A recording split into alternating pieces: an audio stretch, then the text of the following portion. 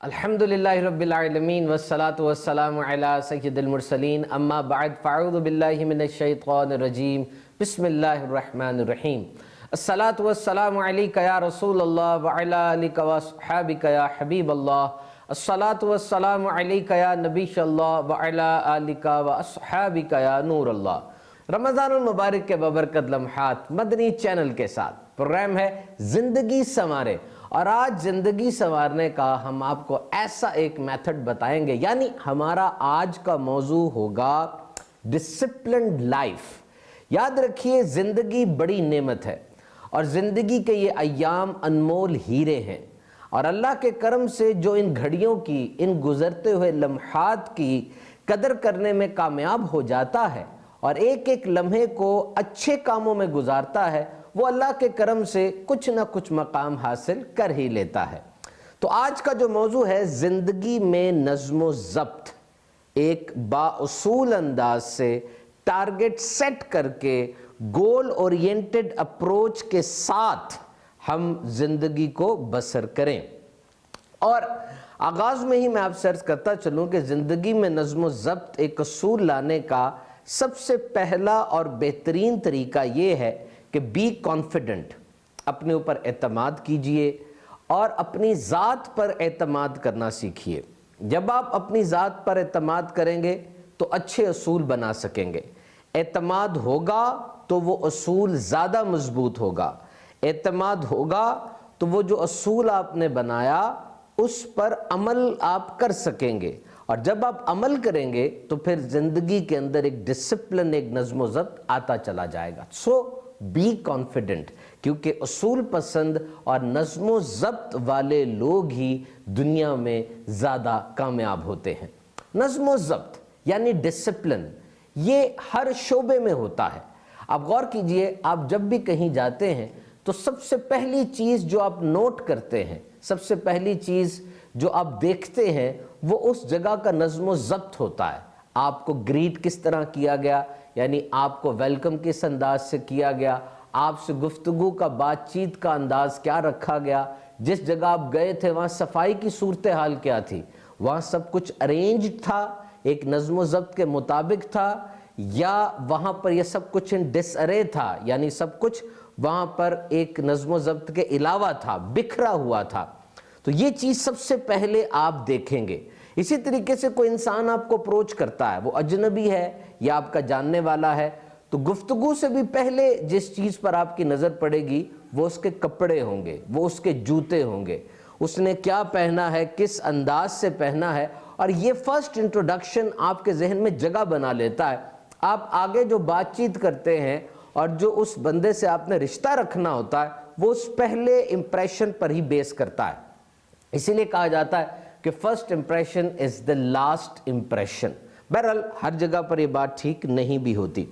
ہم نے اگر کسی جگہ پر نظم و ضبط لے کر آنا ہے تو یہ بات میں پھر آپ سے عرض کرتا چلوں جو بہت ہی زیادہ امپورٹنٹ ہے ہماری ڈسکشن میں، کہ کبھی کبھار ہم ایک گول سیٹ کرتے ہیں، کبھی کبھار ہم ایک طے کرتے ہیں کہ ہم نے یوں زندگی گزارنی ہے۔ مثال کے طور پہ آپ نے بوتلوں کے فرائیڈ چیزوں کے نقصانات پڑھے کہ یہ چیزیں اگر کھائی جائیں تو انسان کا وزن بڑھ جاتا ہے، گلا خراب ہو جاتا ہے، سراسر چینی ہے، اس میں غذائیت بالکل نہیں ہوتی، they are having very low nutritional values، اور اگر کسی تیل کو بار بار استعمال کیا جائے، اسی تیل کے اندر چیزوں کو پکایا جائے، ڈیپ فرائی چیزیں ہوں، تو یہ کارسینوجنز یعنی کینسر تک پیدا کر سکتی ہیں۔ اب یہ سب کچھ آپ نے پڑھ لیا، سن لیا، آپ کو ترغیب ملی، آپ نے گول سیٹ کر لیا کہ میں اب بوتلیں نہیں پیوں گا، میں اب فرائیڈ چیزیں نہیں کھاؤں گا۔ یاد رہے، بوتلیں پینا اور فرائیڈ چیزیں کھانا حلال ہے لیکن صحت کے لیے نقصان دہ ہے، بچنا ہی بہتر ہے۔ اب آپ نے یہ طے کر لیا کہ میں یہ چیزیں استعمال نہیں کروں گا۔ اور ایک اور سینیریو لیتے ہیں، آپ کو پتہ ہے کہ فلاں جگہ جانے سے میرا رجحان گناہوں کی طرف ہوتا ہے، اس جگہ پر گناہ ہوتے ہیں اور میں وہاں جب جاتا ہوں گناہوں سے بچ نہیں پاتا، تو آپ نے یہ بھی طے کر لیا کہ میں اس گندی صحبت کے قریب نہیں جاؤں گا۔ Now you have taken both the decisions۔ اب یہ گندی صحبت کے قریب جانا یہ تو شرعی مسئلہ ہے، یعنی اب وہاں پر نہ جانا ضروری ہے کیونکہ ادھر تو گناہ ہوتے ہیں۔ اب اگر ایسا ہو جائے کہ آپ نے بوتل نہ پینے کا طے کیا تھا لیکن آپ بوتل پی لیتے ہیں، فرائیڈ چیزیں کھا لیتے ہیں، اب یہاں پر آپ کے مزاج کا ٹیسٹ ہے، کیا آپ ایک دفعہ کی اس وائلیشن سے جو آپ نے طے کیا تھا اور آپ نہیں نبھا پائے، کیا آپ تھک جائیں گے؟ کیا آپ مایوس ہو جائیں گے؟ کیا آپ دوبارہ اپنی زندگی میں یہ نظم و ضبط اور اصول نہیں لے کر آ پائیں گے؟ دس از دا امپورٹنٹ ڈیسیجن کہ آپ دل ہار جاتے ہیں یا دوبارہ سے ایک نئے جذبے سے کھڑے ہوتے ہیں اور دوبارہ پکا ارادہ کرتے ہیں اور پھر سے اچھی نیت کرتے ہیں، کیونکہ انسان بار بار گرتا ضرور ہے۔ This is what human life is all about. This is what we have learned from human history.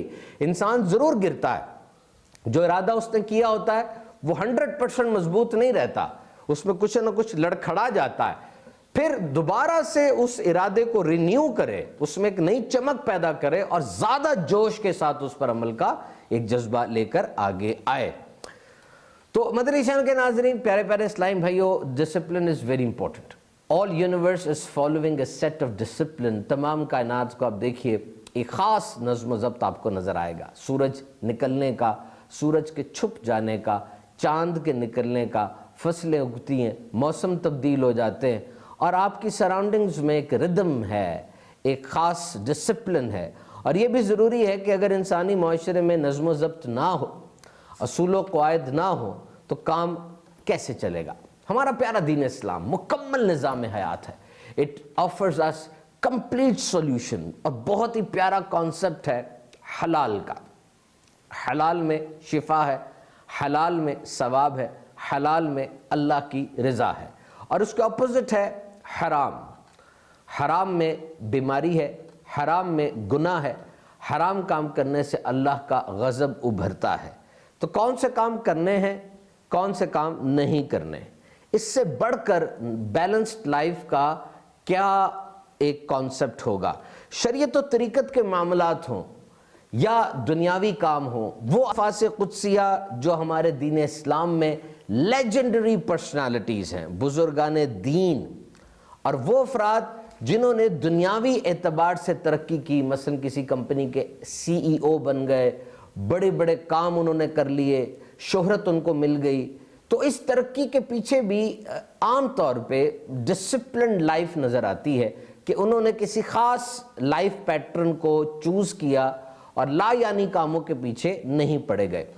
اور ایک انسان کی فطرت کا یہ تقاضا ہے کہ وہ ڈسپلنڈ ہو جائے، نظم و ضبط کا پابند ہو جائے، کیونکہ جب وہ کسی اصول کے تحت زندگی بسر کرتا ہے تو نتائج اچھے آتے ہیں، زندگی میننگ فل اور بامقصد ہو جاتی ہے۔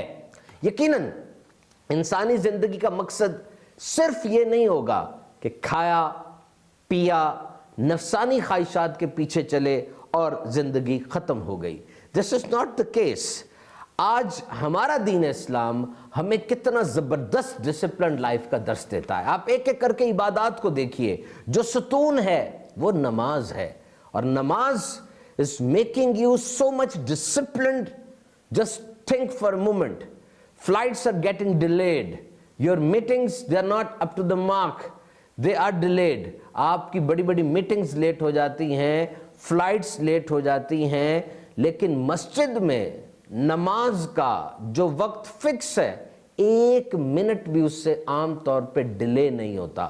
نماز وقت کی پابندی کا درس دے رہی ہے، اور ایک امام جو صدا بلند کرتا ہے، سارے مقتدی اللہ اکبر کی صدا سنتے ہی جیسا امام صاحب کرتے ہیں اس کو فالو کرتا ہے۔ اس سے بڑھ کر نظم و ضبط لیڈرشپ کیا ہوگی؟ اور پھر ہر دور میں ہر انسان، چاہے سیٹ ہو، ملازم ہو، مزدور ہو، ڈاکٹر ہو، انجینئر ہو، PhD ہو، صدر ہو، کوئی بھی ہو، he has to follow the caution given by the imam prayer leader۔ اس کو اسی انداز سے نماز پڑھنی ہے۔ تو یونیفارمٹی کا، نظم و ضبط کا اس سے بہتر کیا مظاہرہ ہوگا؟ اور اس کے بعد آپ دیکھتے ہیں روزہ، آج جو آپ روزہ رکھ رہے ہیں، کتنے زبردست، یہ بھی سیلف ڈسپلن کی ایکسرسائز ہے کہ you have to obey the order, the divine mandate۔ آپ نے یہ دیکھنا ہے کہ کس انداز سے ہمیں حکم ہوا کہ 11 ماہ تک ہم حلال کھاتے رہے، حرام سے بچتے رہے، لیکن اسے 1 ماہ ہم نے حلال سے بھی بچنا ہے، حلال کے قریب بھی نہیں جانا۔ اور پھر اس کے بعد جو اس آرڈر کو فالو کرے گا، ظاہری بات ہے پھر وہ پورے 12 ماہ اللہ کے حکم سے حرام کے قریب بھی نہیں جائے گا۔ اور حج کو دیکھیے، ایک خاص وقت میں آپ نے وقوف کرنا ہے عرفات کا، اور پھر جو حج کے ارکان ہیں ان دنوں میں اتنی میس موومنٹ انسانوں کی ہوتی ہے تاریخ کے اندر، اور فی زمانہ بھی اس کی مثال ملنا مشکل ہے، that this mass movement of people from one place to another، مزدلفہ کی طرف جا رہے ہیں، پھر پیدل چل رہے ہیں، پھر ایک خاص لباس پہنا ہوا ہے۔ آپ دنیا کا مہنگا ترین لباس افورڈ کر سکتے ہیں، لیکن ان دنوں میں کفن کی طرح کی یہ چادریں آپ نے پہننی ہیں، اور بڑے سے بڑا آدمی ہوگا، اس کے پاس ٹائم ہی نہیں ہے، اس کی اپوائنٹمنٹ لینے کے لیے آپ کو کئی مہینے انتظار کرنا پڑتا، لیکن حج کے دنوں میں اس کی فکر یہی ہے کہ جو ارکان ہیں ان کو میں اچھے طریقے سے ادا کر لوں۔ So this is the best example of uniformity and self-discipline۔ تو اسلام نے جو ہمیں سکھایا یہ ایک ایکسلنٹ ماسٹر پیس ایگزامپل ہے نظم و ضبط کی، اور بالکل وہ مسلمان جو باعمل ہوتا ہے، پریکٹسنگ مسلمان ہوتا ہے، یقیناً اس کی لائف بھی ڈسپلنڈ ہوتی چلی جاتی ہے۔ اور پھر جس کے پاس مہارت ہو اور ڈسپلن نہ ہو، اس کے پاس بہت بڑی سکل ہے، ہنر ہے، لیکن اس کے پاس ڈسپلن نہیں ہے، نظم و ضبط نہیں ہے، تو نتائج صحیح نہیں آئیں گے۔ ایک بندہ بڑا ٹیلنٹڈ ہے، اس کے پاس بہت زیادہ مہارت ہے، مثال کے طور پہ وہ لکڑی کا کام کرنا جانتا ہے، لیکن اس کے پاس نظم و ضبط نہیں ہے، اٹھنے کا صبح کوئی ٹھکانہ نہیں ہے، اوزار وہ گما دیتا ہے، وقت پہ آرڈر ڈیلیور نہیں کرتا، لوگ اس کو آرڈر دیتے ہیں وہ کام نہیں کر پاتا۔ اب اس کی مہارت کس کام کی؟ اس کے برعکس ایک انسان ہے جس کے پاس مہارت ہے، لیکن وہ اس مہارت کو نظم و ضبط کے ساتھ گزارتا ہے۔ اس کی دکان کھولنے کا، دکان بند کرنے کا ٹائم فکس ہے، آرڈر کو صحیح طریقے سے لکھتا ہے، اس آرڈر کو پورا کرنے کے لیے کوشش کرتا ہے، اچھے طریقے سے کام کرتا ہے، نظم و ضبط کے ساتھ زندگی گزارتا ہے، وہ مشہور ہو جائے گا، لوگ دور دور سے اس کے پاس آئیں گے، اس کے بنے ہوئے کام کی مثال دیں گے، اور محنت کی، اس کی کوشش کی، اس چیز کو کوٹ کریں گے۔ تو ثابت ہوا کہ مہارت ہو تو پھر بھی نظم و ضبط ضروری ہے، اور نظم و ضبط ایک ایسے آدمی کو جو بہت زیادہ ماہر نہ ہو اس کو بھی کامیاب کر سکتا ہے، جو وقت کی پابندی کرنے والا ہے۔ اور اب ہم دیکھتے ہیں کہ کسی بھی نظام میں، کسی بھی سسٹم میں جو پرسنالٹی جتنے بڑے عہدے پر ہوتے ہیں ان کی ذات میں اتنا ہی بڑا ڈسپلن، نظم و ضبط ایکسپیکٹ کیا جاتا ہے۔ آرگنائزیشنل سٹرکچر ہوتا ہے، پورا نظام ہوتا ہے، ایک طریقہ کار ہوتا ہے، اور اس میں سب سے بڑی مثال ہمارے شیخ طریقت امیر اہل سنت کی ہے۔ آپ کا ڈسپلنڈ لائف سٹائل، جو میسو سکسیس آپ کو ملی، آپ کی زندگی کے مختلف اینگلز دیکھیں، امیر اہل سنت کو دیکھیے آج کتنی اللہ تعالیٰ کے فضل و کرم سے اپنی اس مقصد میں کامیابی حاصل ہوئی، اور اب تو مدنی چینل کے ذریعے عوام الناس بھی آپ کی زندگی کے انداز کو، کھانے کے انداز کو، ملاقات کے انداز کو، مدنی مذاکرے کے اندر آپ کے فرمودات کو سنتے ہیں، دیکھتے ہیں۔ بڑا زبردست فلو ہے امیر اہل سنت کی زندگی میں، ایک ڈیسنٹ فلو ہے آپ کے مبارک کام میں۔ آپ مصنف بھی ہیں، نعتیہ شاعری بھی اتنی زبردست فرماتے ہیں، مدنی چینل پر آ کے آپ کی پرفارمنس با کمال ہے، مختلف موضوعات پر آپ کے سوالات کے جوابات ہیں، ایک فیملی آپ کی، دعوت اسلامی کے امیر ہیں آپ، بانی ہیں آپ، اور اتنے زیادہ ڈھیر سارے کام ہیں، اور آپ کی عمر مبارکہ دیکھ لیں اور ان سب کاموں میں آپ کا رزلٹ دیکھ، تو ثابت ہوا کہ ایک بڑی ہستی جو کسی جگہ پر مشہور ہو اور جن کے چاہنے والے ہوں، جن کا اثر ہو، اس ذات میں جتنا ڈسپلن، جتنا نظم و ضبط ہوگا، وہی پوری تحریک کے اندر چلا جائے گا، وہی پوری تحریک میں ان کے فالوور، ان کے ماننے والے دیکھیں گے۔ بالکل اسی طرح ایک کمپنی کا جو سربراہ ہے، سی ای او ہے، ڈائریکٹر ہے، اس کے اندر جو نظم و ضبط ہوگا، پوری کمپنی میں، پورے ادارے کے اندر آپ کو نظم و ضبط کی جھلک نظر آئے گی۔ اس میں لاپرواہی ہوگی، اس کی لاپرواہی کی جھلک ہر جگہ پر نظر آئے گی۔ So discipline must be on daily basis, every second, ایک ایک سیکنڈ کا ڈسپلن ہونا چاہیے۔ اور اس حوالے سے امیر علیہ سنت نے ہمیں مدنی انعامات کا رسالہ عطا فرمایا۔ آپ نے ہمیں مدنی مقصد عطا فرمایا، I must strive to reform myself and people of the entire world، کہ ہمیں اپنی اور ساری دنیا کے لوگوں کی اصلاح کی کوشش کرنی ہے، اور یہ ایک مدنی انعامات کا رسالہ in a broader sense is a questionnaire, ایک سوال نامہ ہے جس میں سوالات کو ارینج کیا گیا ہے، وہ اہم ترین امور مسلمان کی زندگی کے جن کو سوالات کی صورت میں تحریر کیا گیا۔ تو فرسٹ تھنگ از اویئرنیس، آگہی ہونی چاہیے کہ بحیثیت ایک مسلمان کے دن رات کے جو 24 گھنٹے ہیں ان میں کیا کیا کام کرنا ہے، کس طرح کرنا ہے اور کب کرنا ہے۔ being a Muslim what we should do when and how، روزانہ، ماہانہ اور سالانہ۔ یہ مدنی انعامات کا رسالہ ایک ایک لمحے کو مانیٹر کرے گا۔ فرائض، سنن، مستحبات، طریقہ کیا ہے، and if you have done the activity check the box with affirmative sign. in an otherwise situation you will write no۔ اگر آپ نے وہ کام کر لیا آپ اس کے آگے yes لکھیں گے، ہاں، اور اگر آپ نے نہیں کیا تو آپ اس کے آگے no لکھیں گے، سرکل لگا دیتے ہیں۔ مثال کے طور پر مدنی انعام ہے کہ آپ نے 5 نمازیں با جماعت پڑھی، اگر آپ نے نہ کر دیا، ایک دن آپ نہ لکھیں گے، دوسرے دن آپ نہ لکھیں گے، تیسرے دن آپ کے دل پہ ناکنگ شروع ہو جائے گی کہ سوچو تو صحیح، تم مسلمان ہو، اللہ کے کرم سے تمہیں صحت بھی ملی ہے، تم مسجد جا بھی سکتے ہو، مسجد کی نماز مسلمان پر واجب بھی ہے، تم کیوں نہیں گئے؟ تو یہ ایک مدنی انعامات کا رسالہ آپ کو ہلا دیتا ہے، اور ایک دفعہ آپ کا زیرو ڈالنا یہ آپ کے لیے ایک بہت بڑا پیغام بن جاتا ہے۔ You are in your own court for self accountability and introspect. آپ اپنی عدالت میں کھڑے ہو جاتے ہیں کہ جی میں نے یہ کام نہیں کیا، and it's an exclusive innovation of امیر اہل سنت۔ یہ میرے امیر اہل سنت کا خاصہ ہے۔ یہ مدنی انعامات کے رسالے مختلف ہیں، اسلامی بہنوں کے الگ ہیں، جامعہ کے طلبہ کے الگ ہیں، خصوصی اسلامی بھائی جو گونگے بہرے اور نابینا ہوتے ہیں ان کے لیے الگ ہیں، اور اس کی موبائل اپلیکیشن بھی موجود ہے اینڈرائڈ کے اوپر، آئی او ایس کے اوپر۔ اگر آپ وہ رسالہ ہارڈ کاپی میں نہیں لے سکتے آپ اینڈرائڈ پہ چلے جائیں اور پھر وہاں پر اس کو فالو کیجئے۔ کچھ ٹپس میں آپ سے شیئر کرتا چلوں، اور سب سے پہلے میں آپ کو یہ بتاتا چلوں کہ الحمدللہ اسی بیلنسڈ اپروچ کو میرے امیر اہل سنت نے ہمیں سکھایا اور سمجھایا، اور آج یقیناً اس عظیم ترین مشن، یعنی مجھے اپنی اور ساری دنیا کے لوگوں کی اصلاح کی کوشش کرنی ہے، اس کو کس طریقے سے امیر اہل سنت لے کر آگے چلے۔ آپٹیمل یوز آف ریسورسز، کیونکہ جو بندہ نظم و ضبط کے ساتھ کام کرتا ہے وہ کم وقت میں زیادہ رزلٹ دے لیتا ہے۔ دعوت اسلامی ترقی کی منازل طے کرتی چلی گئی، آج مدنی انقلاب بپا ہو گیا۔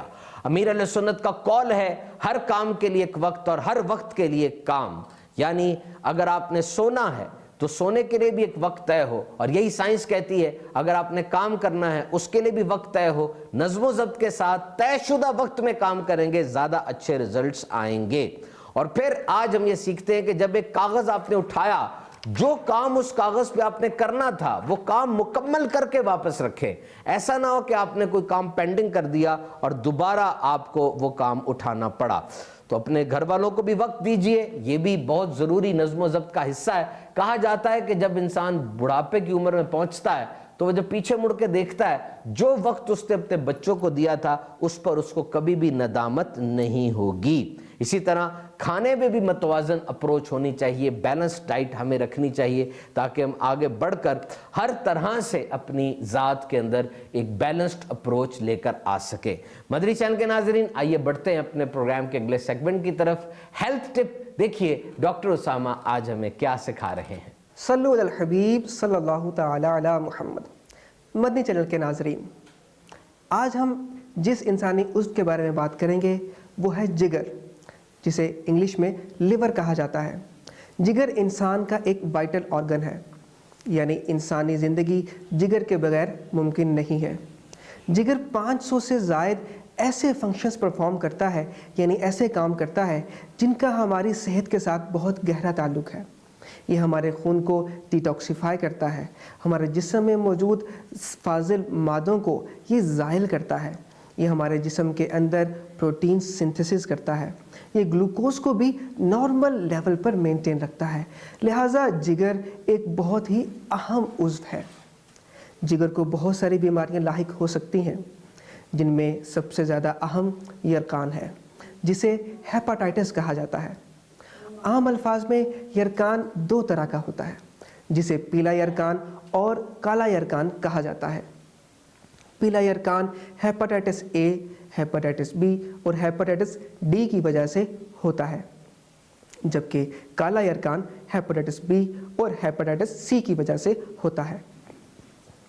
हेपेटाइटिस की वजह से जिगर मुतासिर होता है और अगर जिगर मुतासिर हो तो इसकी वजह से पूरे जिस्म का निज़ाम दरहम बरहम हो सकता है। आइए इनकी अलामात जानते हैं। पीले यरकान में जैसा कि इसके नाम से जाहिर है, जिस्म के अंदर पीलापन आ जाता है। इंसान की आंखें, जिस्म की रंगत, पेशाब का रंग जर्द यानी कि पीला हो जाता है, जबकि काले यरकान में जिस्म के अंदर पीलाहट नहीं आती। ये एक ऐसा यरकान होता है जिसके अंदर जिगर आहिस्ता आहिस्ता मुतासिर होता चला जाता है, हत्ता कि जिगर फेल हो जाता है और जिगर फेल होने के बाद जिगर को रिपेयर करना बहुत मुश्किल होता है। पीला यरकान, जिसे मेडिकल टर्म में एक्यूट वायरल हेपेटाइटिस कहा जाता है, इसमें इंसान को यरकान भी होता है, तेज़ बुखार भी होता है, भूख भी कम लगती है और ख़ुराक भी हज़म करने में मुश्किल आती है। जबकि काला यरकान इंसान को स्लोली मुतासिर करता है। ये एक साइलेंट किलर है, यानी इंसान को मालूम भी नहीं होता कि वो काले यरकान का मरीज़ बन चुका है। आइए अब ये जानते हैं कि ये बीमारी इंसान को लगती कैसे है। पीला यरकान गंदा पानी या गंदी खुराक के इस्तेमाल से होता है, जबकि काला यरकान इस्तेमाल शुदा सरिंजों और इस्तेमाल शुदा ब्लेड को यूज़ करने से होता है। इसी तरह अगर किसी शख्स को काला यरकान है और उसका खून टेस्ट किए बगैर किसी मरीज़ को लगा दिया जाए तो उससे भी काला यरकान मरीज़ को हो सकता है। अगर हम एहतियात करें और हर मर्तबा नया ब्लेड इस्तेमाल करें और अपने नाखून काटने के लिए अपना नाखून तराश अलहदा रखें, सरिंजें डिस्पोजेबल ही इस्तेमाल की जाए और खून इस्तेमाल करने से पहले उसकी बाकायदा तौर पर टेस्टिंग की जाए तो काले यरकान से बचा जा सकता है। मदनी चैनल के नाज़रीन, पीला यरकान और काला यरकान दोनों काबिले इलाज मर्ज़ हैं। इसके लिए आपको अपने मुआलिज से रब्ता करके उसकी हिदायत के मुताबिक इलाज करवाने की ज़रूरत है। मदनी चैनल के नाज़रीन, आज हमने जिगर और इसके साथ मुल्हिका बीमारियों के बारे में जाना, जिसके अंदर हमने एक्यूट हेपेटाइटिस यानी कि पीला यरकान और क्रॉनिक हेपेटाइटिस यानी कि काला यरकान के बारे में जाना। हमने इनकी अलामात के बारे में जाना और हमने ये भी जाना कि ये बीमारियां इंसान को कैसे लगती हैं और इनसे कैसे बचा जा सकता है। मदनी चैनल के नाज़रीन, अपने आप को इन बीमारियों से महफूज रखिए, एहतियाती तदाबीर पर अमल कीजिए, सेहतमंद और तंदुरुस्त रहिए, अपनी सेहत का ख्याल रखिए और मदनी चैनल देखते रहिए। सल्लु अलल हबीब सल्लल्लाहु तआला अला मुहम्मद। सेगमेंट है आज की किताब। फरमाने मुस्तफ़ा सल्लल्लाहु तआला अलैहि वसल्लम, निकाह करके औलाद की कसरत करो कि मैं क़यामत के दिन तुम्हारे सबब दूसरी उम्मतों पर फ़ख्र करूँगा। फरमाया, तुम में से जो निकाह की ताकत रखे वो ज़रूर निकाह करे, क्योंकि निकाह निगाह को झुकाने वाला और शर्मगाह का मुहाफिज है, और जो निकाह की ताकत ना रखता हो उसे चाहिए कि रोज़े रखे कि रोज़े उसके लिए ढाल हैं। जिसने निकाह किया बेशक उसने अपना आधा दीन बचा लिया, अब बाकी आधे में अल्लाह अज़्ज़ व जल से डरे। जब तुम में से कोई निकाह कर लेता है तो शैतान कहता है, हाय अफसोस, इब्ने आदम ने मुझसे 2/3 दीन बचा लिया। दो मोहब्बत करने वालों के लिए निकाह से बेहतर कोई और ताल्लुक़ नहीं देखा गया।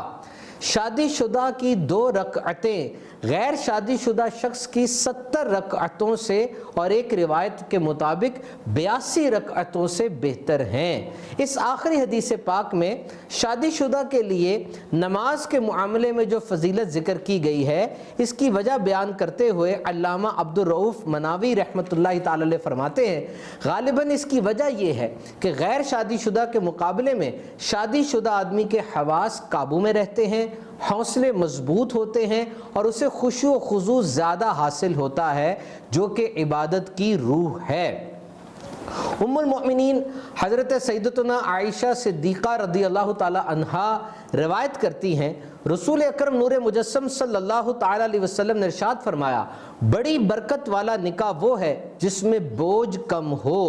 مفسر شہیر حکیم الامت مفتی احمد یار خان نعیمی رحمۃ اللہ تعالی علیہ اس حدیث پاک کے تحت لکھتے ہیں، جس نکاح میں فریقین کا خرچ کم کرایا جائے، مہر بھی معمولی ہو، جہیز بھاری نہ ہو، کوئی جانب مقروض نہ ہو جائے، کسی طرف سے شرط سخت نہ ہو، اللہ عز و جل کے توکل پر لڑکی دی جائے، وہ نکاح بڑا ہی بابرکت ہے، ایسی شادی خانہ آبادی ہے۔